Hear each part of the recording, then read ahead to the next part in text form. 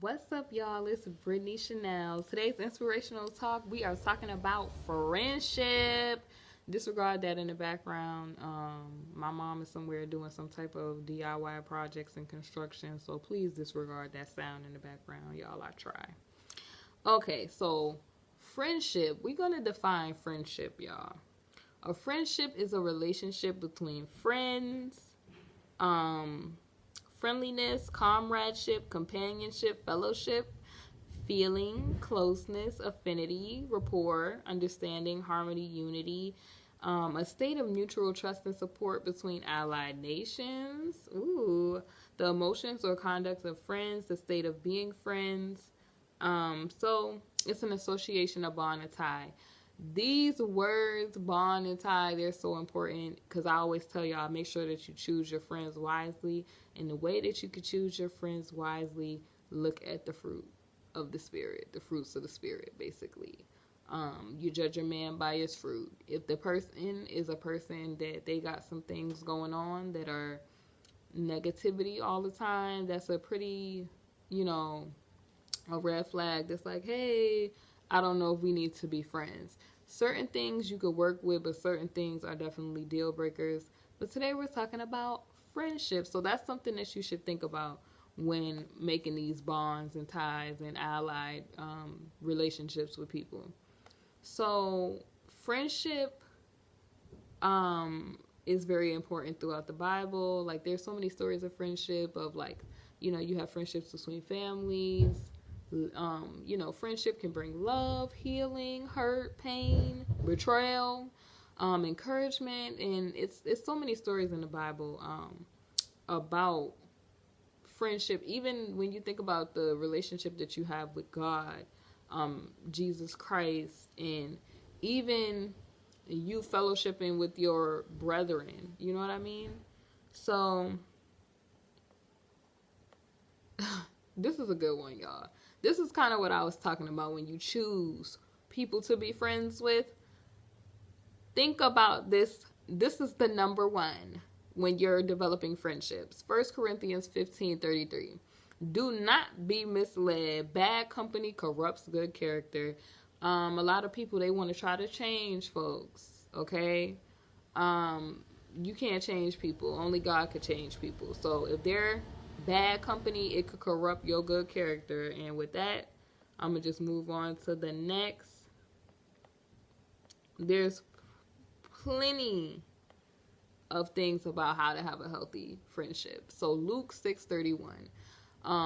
You want to make sure in a friendship that you do to others as you would have them do to you. So meaning that if you want people to treat you nicely, then you act nicely toward other people. You sow that seed of friendship into the atmosphere. You show yourself as a friend.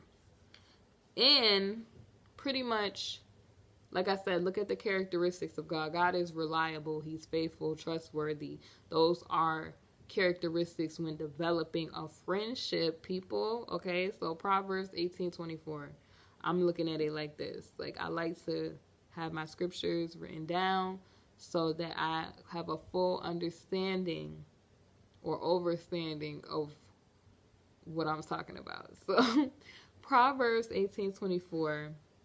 One who has unreliable friends soon comes to ruin, but there is a friend who sticks closer than a brother. So when you're choosing a friend, you need to pick a friend that sticks closer than a brother. God is your ultimate, waymaker, provider, friend, healer, all of that, because even when your parents, your mother and father can forsake you, God is not going to forsake you or leave you nowhere, abandoned nowhere. He's not. He's never going to leave you or forsake you. So think about this when you're developing friendships. Are you dealing with friends that are unreliable?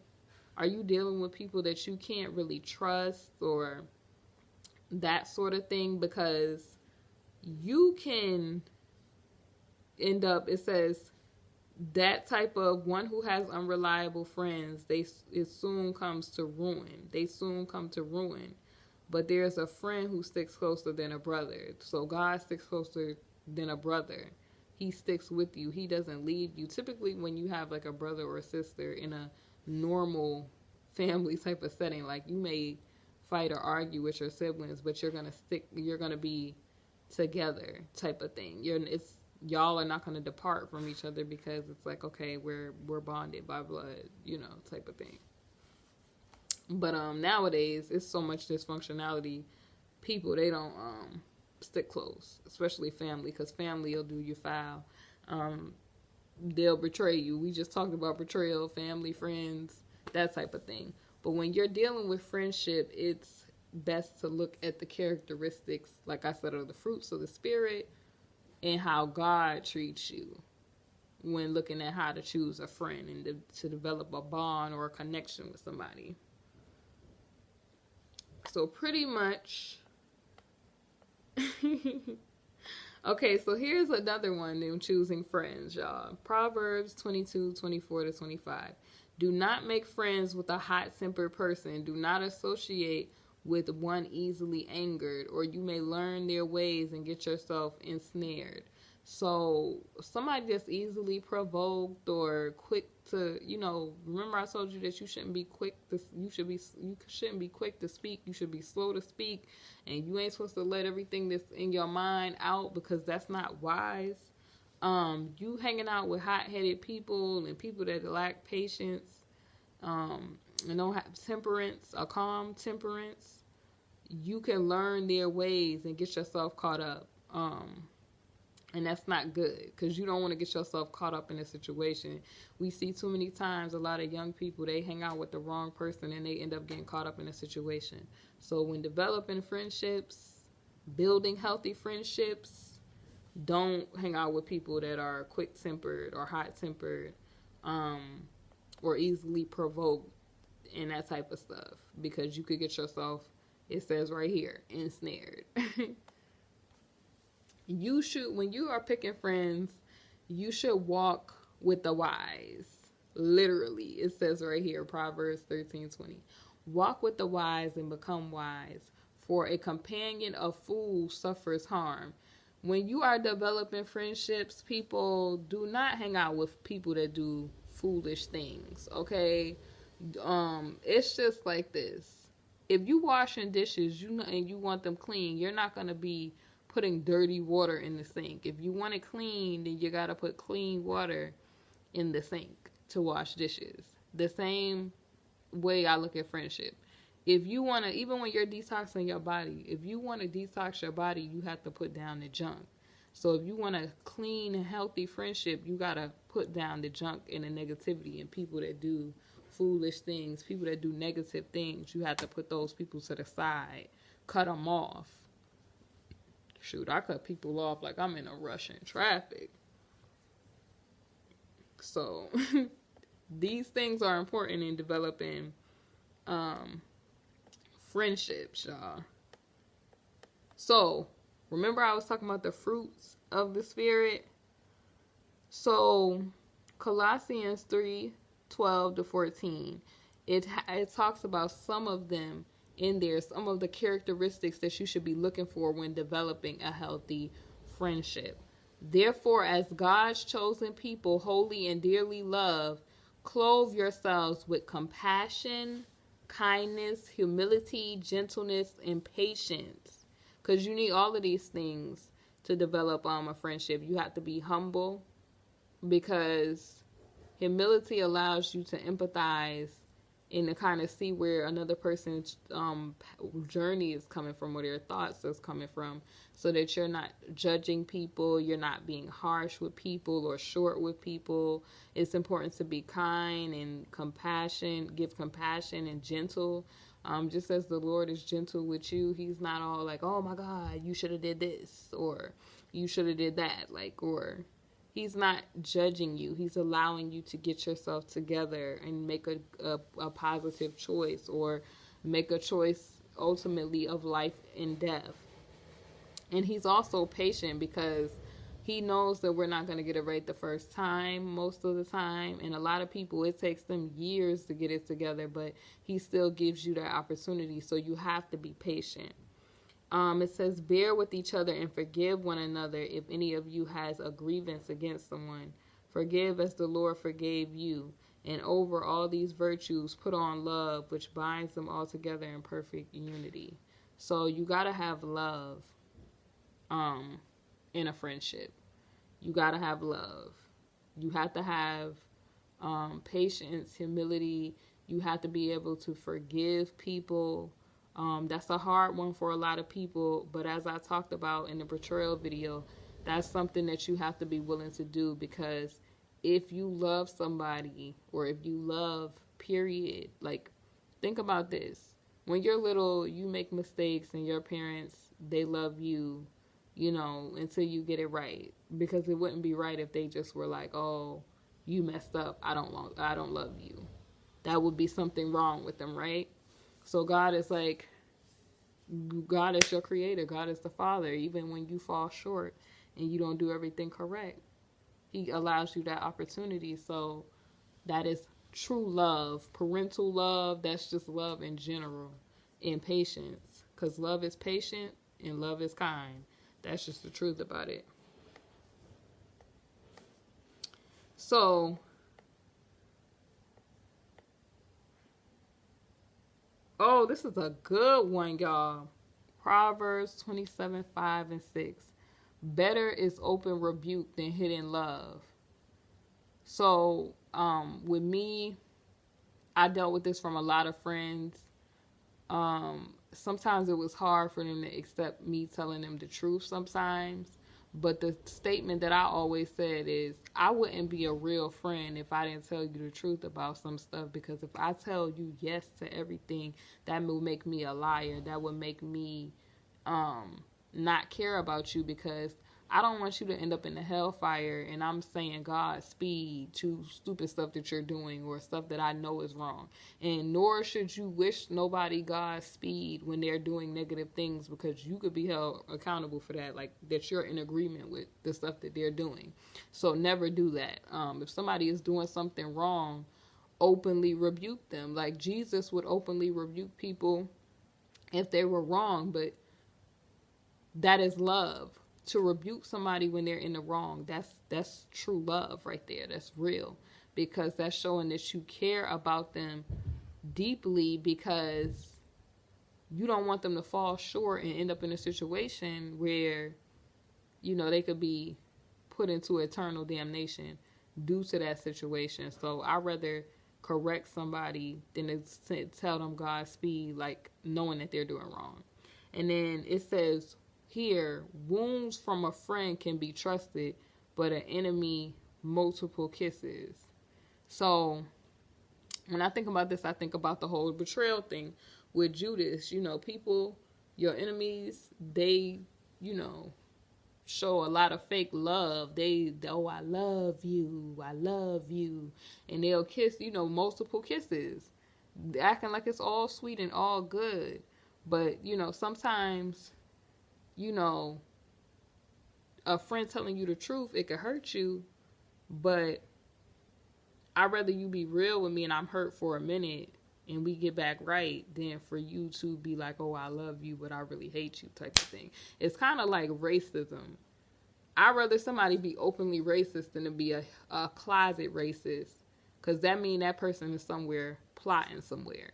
Where the person, you still got to watch the person that's out in the open, but at least you know where you stand with that person. Pretty much. Why is friendship important? Well, let's see. Ecclesiastes 4:9-10. 2 are better than 1, because they have a good return for their labor. If either of them falls down, one can help the other up. But pity anyone who falls and has no one to help them up. So friendship is important, because God didn't intend for any of us to be alone. That is why we have the whole union of man and wife type of thing, because He gave Adam Eve. And you need somebody to help lift you up, or to help you when you falling or get back right or whatever. People need support in life. A lot of people that change their life, they change their life due to support from the strong family support or friend support. and support from, number one, the Most High God, but positive people around, that's able to say, hey, I seen that you were struggling right there, but hey, I know you'll get back right. I know you'll get on the right path or whatever. You could do it. You could make it. Like, people need that type of stuff in life. And two is better than one. So basically, I'm going to just end with this. Proverbs 17:17. A friend loves at all times, and a brother is born for a time of adversity. That's a deep scripture because it shows you, like, what people need to be. Like, sometimes friends could say, I love you when it's all good, and then poof, where they at when times of adversity happens. Like, a real friend, like I said before, is going to stick closer to you like a brother. Like God sticks closer to you, than a brother. So it says a brother is born for a time of adversity. So when times is hard, that's your brethren if they there in your times of adversity, your times of need. A friend, what I mean? Sometimes they'll love you in good times, but also I feel like this can mean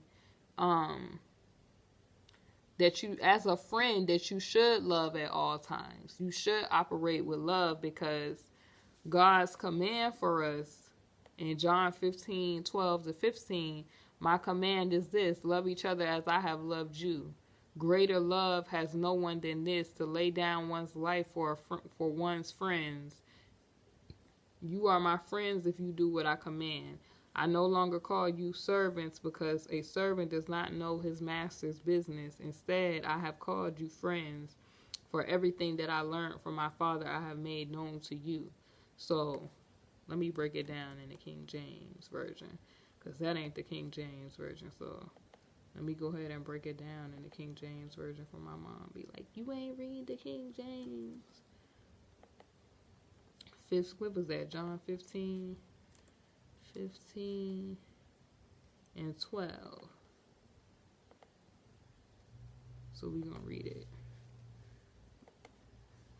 So pretty much, this is my commandment, that ye love one another as I have loved you. And we're going to keep going. How do I turn my page on here? Here we go. These things have I spoken to you, that ye should not be offended. They shall put you out of the synagogues. Ye, that time cometh, that whosoever killeth you will think that he doeth God service. And these things will they do unto you, because they have not known the Father nor me. But these things I have told you, that when the time shall come, ye may remember that I told you of them. And these things I said not unto you at the beginning, because I was with you. This is good, y'all. This is good, y'all. I'm going to read this a little later on, because this is talking about, it says here, nevertheless, I tell you the truth. It is expedient for you that I go away. For if I go not away, the Comforter will not come unto you. But if I depart, I will send him unto you. This is talking about Jesus being the mediator for you and doing what he had to do for us. So that's, to me, good. Okay. So where was I at? Okay, so let me get back. I done turned to the whole chapter 16. Okay, so this is my commandment, that ye love one another as I have loved you. Greater love hath no man than this, that a man lay down his life for his friends. Ye are my friends, if ye do whatsoever I command you. Henceforth I call you not servants, for the servant knoweth not what the Lord doeth. But I have called you friends, for all the things that I have heard of my Father I have made known unto you. Ye have not chosen me, but I have chosen you and ordained you that ye should go forth and bring fruit, and that your fruit should remain, that whatsoever ye shall ask of the Father in my name, he may give it to you. So pretty much, y'all, the Lord commands you to love each other. That's something that's beneficial in friendships. You have to have love, because if you don't have love, then you don't have nothing. Also, before I close, this, my mom always tell me this. You need to hang out with people that are being innovators, and people that are intelligent, and people that are, getting their self together so that they're moving toward their destiny, because you need to hang around builders, pretty much. You don't need to hang around people that's not doing nothing with their lives and that type of thing when you're developing friendships. My mom always used to say this: I need a builder in my life, or somebody to hang out with that's a builder. So Proverbs 27:17, as iron sharpens iron, so one person sharpens another. So I like to hang out with friends that, we could bounce ideas off of each other so that we could build each other up, because that's important in friendships. The most important friendship you need to develop is having an intimate relationship with the Most High God, because that friendship trumps every friendship that you should have. So, pretty much, Proverbs 12:26, I'm going to close with this. The righteous choose their friends carefully, but the way of the wicked leads them astray. So let me look up the Proverbs in the King James Version, because this is not the King James Version, and we need to have the King James Version. My mom gonna be like, that ain't the King James. She gonna be like, that ain't the King James.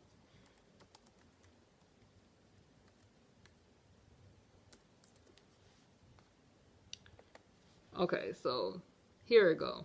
The righteous is more excellent than his neighbor, but the way of the wicked seduceth them. So pretty much, your neighbor is the person that's on the side of you. Look at your house; they're on the side of you. Or your neighbor could be the person that's in the door in front of you if it's an apartment next door to you. So pretty much, you have to choose your friends carefully. That's the whole point of this message. If you ain't remember nothing else, because you can't hang around negative people and expect that the light is going to draw them in, because the wicked people is doing what they supposed to do. They being wicked, and they're going to try to proposition and entice you over to their side. You got to be willing to not let people bring you down and dull your shine, and them try to dim your light. You got to do you. I hope that y'all enjoyed this talk about what friendship is and what type of friends you should be looking for and how to choose your friends wisely. And this is Brittany Chanel with the Inspirational Talk of today. Bye. Definitely make sure that you like, comment, and subscribe, and hit the notification bell.